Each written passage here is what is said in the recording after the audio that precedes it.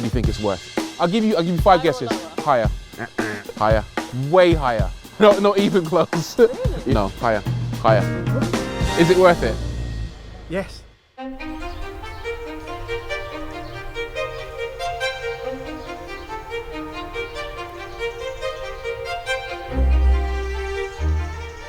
This is the Batur by Mulliner, one of the most exclusive Bentleys ever made. Only 18 will ever be built, each at a cost of £2 million. It's a heady mix of carbon, wood, leather and gold. The optional sound system in this car is £25,000. But is it really worth the money? We need to find out. We need to ask the people. There's one.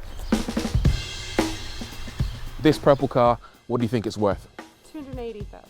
280? Yeah. Not a bad guess. A lot of Bentleys cost around that region. Yeah. It's a bit higher. 400. Bit higher. Well, okay, 800. Okay, so it's got gold on the inside. Yes. That's a little clue. So look in there. Oh wow. 140,000? 140. Am I close? No. Oh. Not even. Oh, okay. I'll give you 5 Higher or guesses. lower? Higher. 180? Higher. 200? Higher. 230? Way higher. Really? Go crazy. 500? 200? No, not even close. Really? Yeah, it's much higher. 675. 675 grand. It's that would make a very expensive car, but it's more expensive than that. 750. No, higher. 950. Higher. 1.2 million. Higher. What? 1.4 million. It's 2 million. Is it worth it? Yes. Most people, it seems, were way off. But why is the Batur so expensive? The simple answer is that it's unobtainium, hen's teeth, the feces of a rocking horse. Not literally, of course, but the bottom line is that Bentley can charge whatever they want for this car, knowing people will still buy it because it's so incredibly rare, and because its customers are so incredibly wealthy.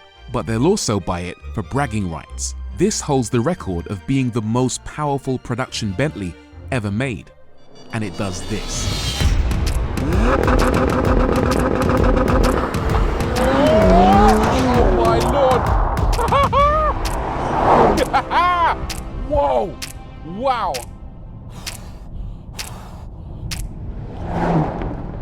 The Batur harks back to a time of coach building, a period when people didn't buy entire cars. They would buy the drivetrain, the engine, the transmission, and all the oily bits, and then they'd find a coach builder to build the body on top of it.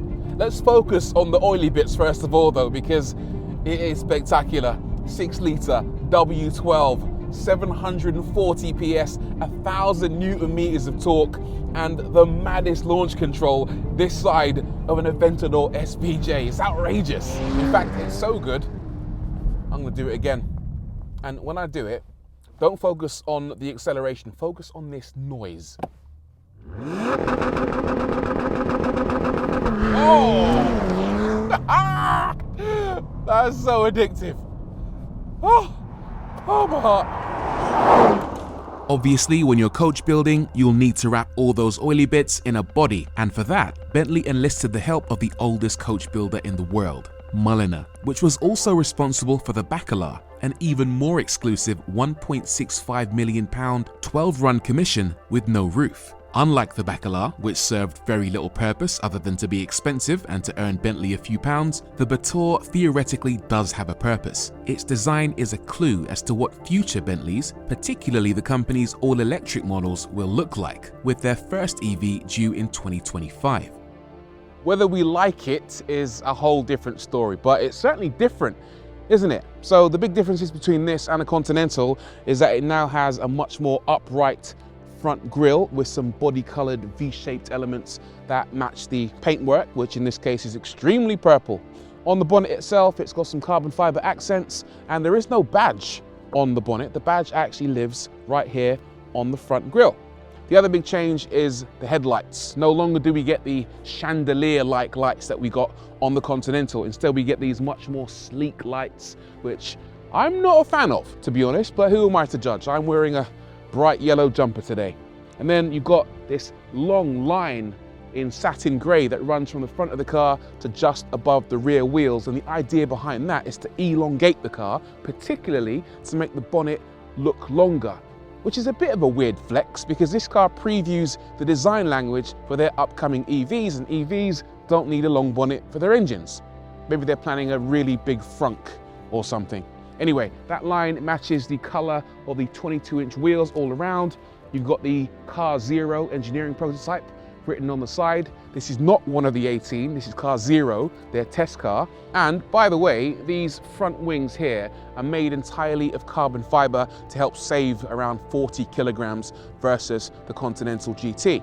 And then round the back, it's very different to a Continental GT. You've got these exceptionally thin rear lights. They're thinner even than the Akrapovic exhaust tips. And then you've got a very subtle, delicate rear spoiler. I'm not sure what I think of it, but it is interesting. And then there's the interior. It looks like a Continental, but only has 2 seats. The ones in the back have been removed to save weight and make room for a set of bespoke luggage. The leather is exquisite and is made from sustainable methods that use less water and aldehyde. The carpets are recycled yarn, and specific trims are entirely customizable to the customer's tastes. Baturs also feature familiar touches like the rotating Bentley display and another flourish, 3D printed 18-karat gold on the engine mode selector button, on the 12 o'clock marker on the steering wheel, and on the exquisite organ-style vent controls. Nice. But is it any good? Let's be very clear, shall we? Nothing I say about this car will ever affect its performance in terms of sales. All 18 are already accounted for, and let's face it, even if there was one going spare, these things cost 2 million quid. So there aren't many people out there who could actually afford one in the first place. But I am going to give you my opinion, because that's what I do. Underneath all this shiny coach-built bodywork, the Batur is essentially a Bentley Continental GT Speed. But that's no bad thing, because with a Bentley Continental GT Speed, you get an incredible engine. A 6-litre W12 twin turbo, and in that car it makes a very impressive 650 PS. This one makes a fair bit more though, 740 PS. The reason for that is they've updated the turbos and the charge coolers, which are basically intercoolers except they're liquid cooled instead of air cooled, and that means you get nice, cool, dense air going into the engine to help make more power. 90 more horsepower, if we're being precise, and 1,000 newton meters, all of which is available from 1750 RPM. So it's very responsive and very aggressive when you pull away. Wow. As well as the engine mods, Bentley have also recalibrated the gearbox.